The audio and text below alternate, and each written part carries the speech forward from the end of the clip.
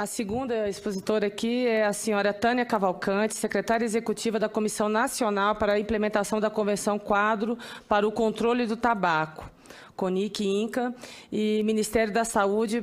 10 minutos para a sua exposição, doutora Tânia. Obrigada. Desculpa. É mesmo, está certo. Tá ligado?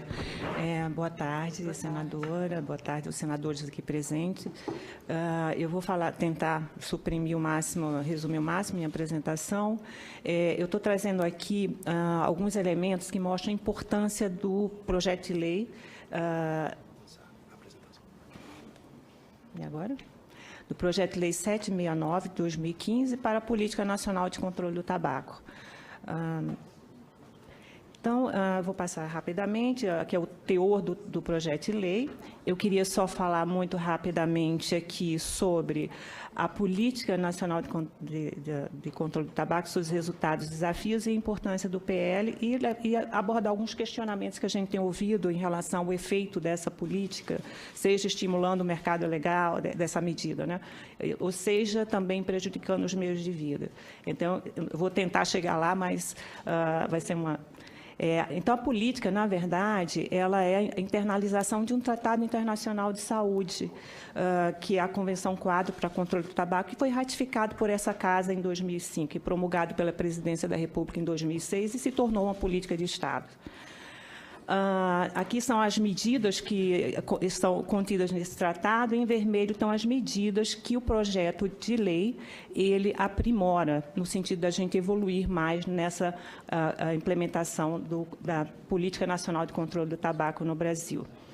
Temos medidas relacionadas ao comércio ilícito de tabaco, no própria convenção, e medidas que prevêem apoio a atividades economicamente viáveis. Eu queria só ressaltar aqui, muito claramente, que a Convenção ela não proíbe ninguém de fumar, nem proíbe ninguém de plantar tabaco. Ela se contrapõe ao produto final da cadeia produtiva de tabaco, que é dependência química, doenças e mortes causadas pelos cigarros e similares.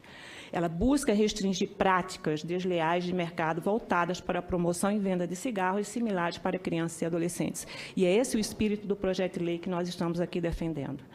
A Convenção ela tem como foco mudar uma epidemia global de tabagismo, onde nós temos, só no século XX, 100 milhões de mortes.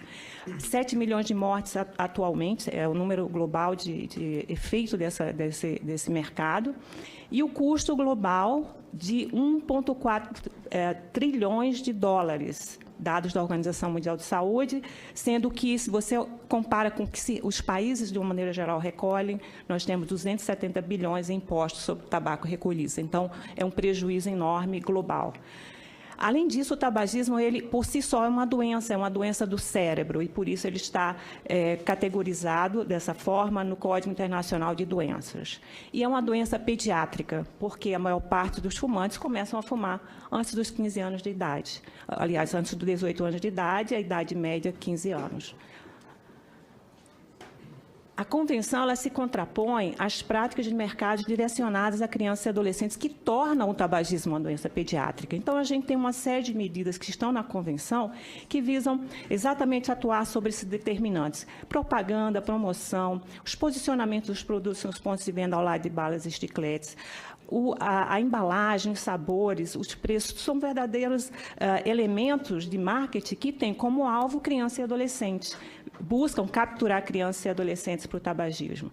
Aqui, basta olhar nos documentos internos das empresas de tabaco, que estão abertos em litígios em outros países. Então, aqui está muito claro, desde a década de 50 do século passado, que existe esse pensamento estratégico, que o jovem é o alvo desse negócio.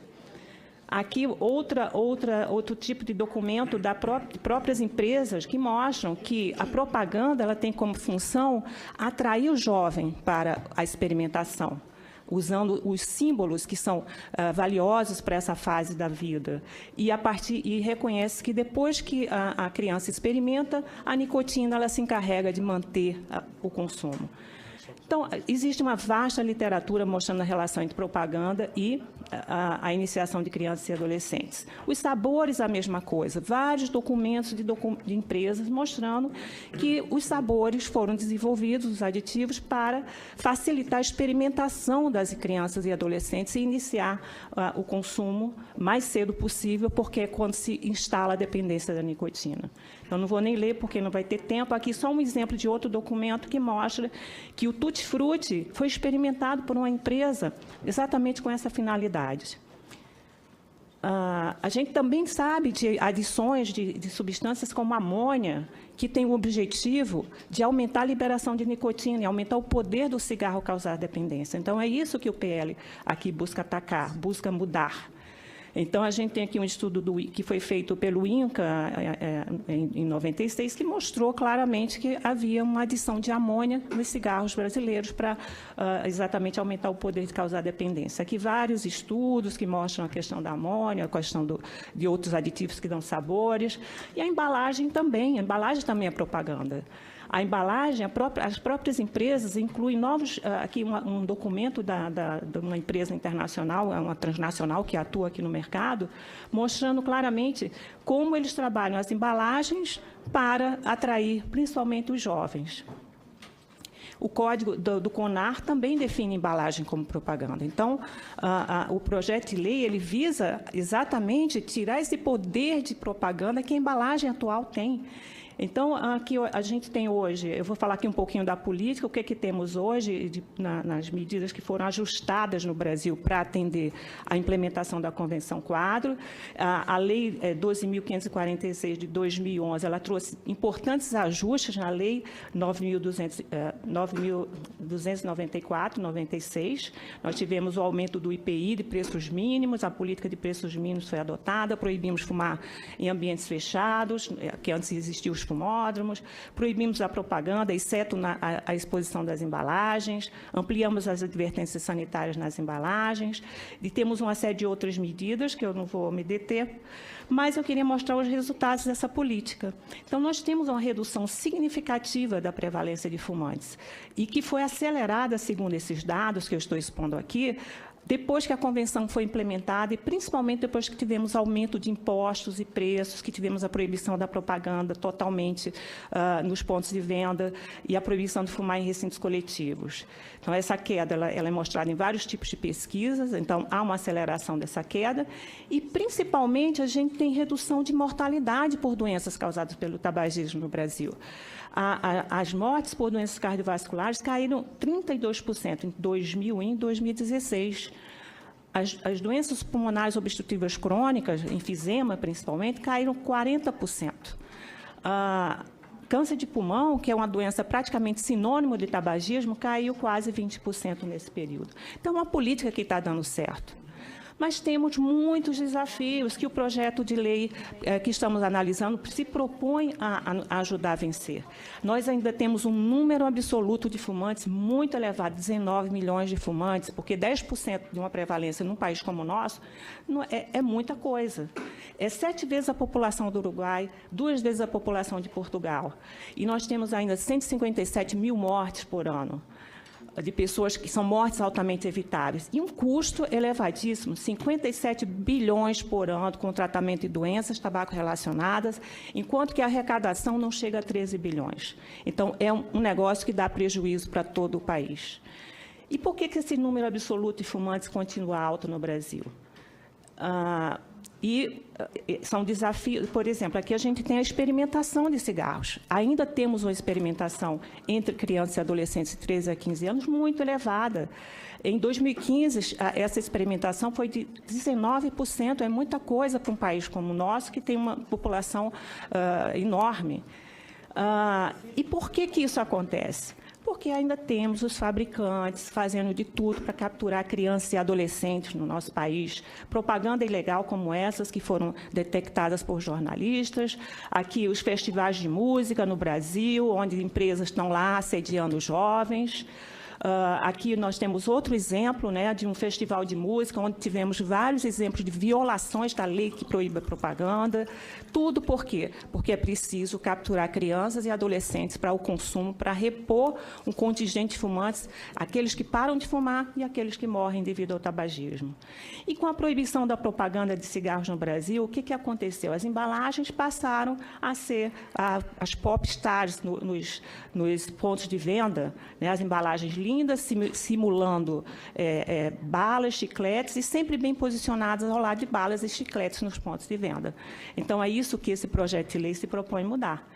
Temos a questão dos sabores no Brasil, que ainda não foi resolvido. A Anvisa, que a Glória eu acho que vai falar aqui, mas desde 2012 a Anvisa tenta colocar essa medida em implementação, mas ela sofre uma série de ataques, desde obstruções ao processo da Anvisa de consultas públicas e audiências, até mesmo depois a uma ação judicial que suspendeu a medida.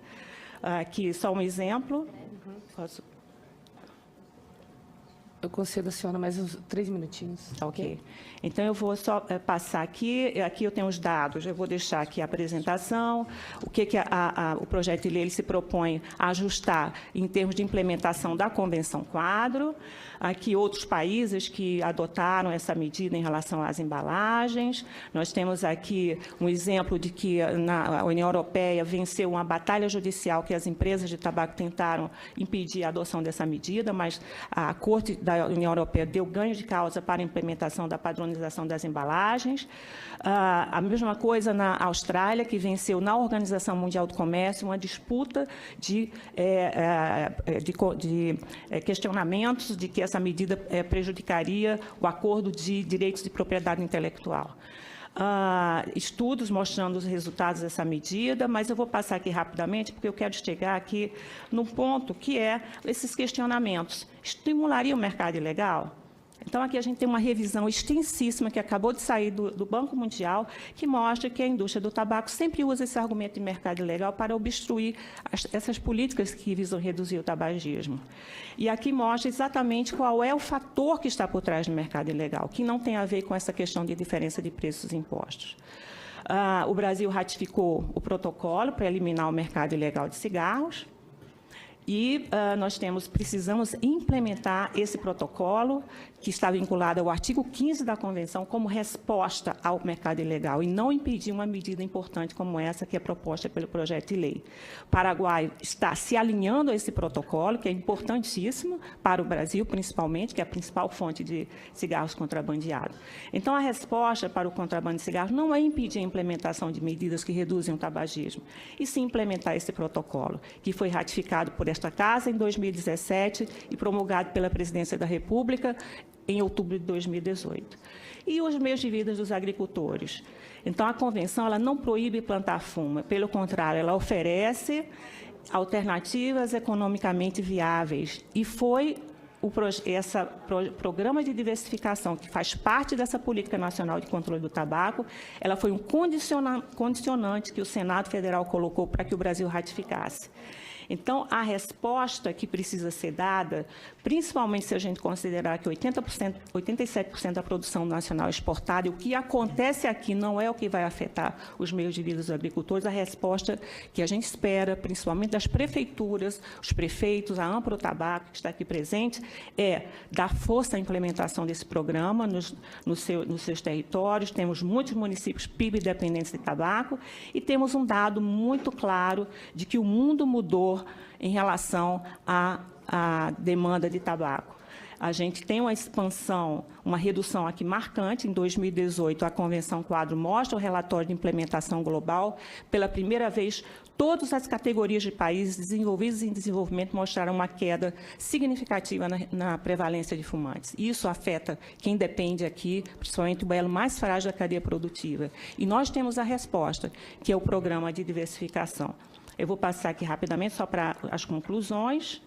Aqui eu só mostrando aqui que as empresas já estão se ajustando a esse cenário, diversificando seu portfólio de negócios, inclusive entrando no mercado de cigarros eletrônicos, que não usam tabaco ou usa quase nada, e cigarro eletrônico é um novo mercado que está surgindo, está crescendo, e o Brasil precisa, aqui dados de exportação mostrando queda, e o Brasil precisa realmente se preparar para esse cenário. Então, a última para concluir. Senhores senadores, aprovem o PLS 769 de 2015, porque o tabagismo é uma doença pediátrica, cigarros matam 2 em cada 3 de seus consumidores.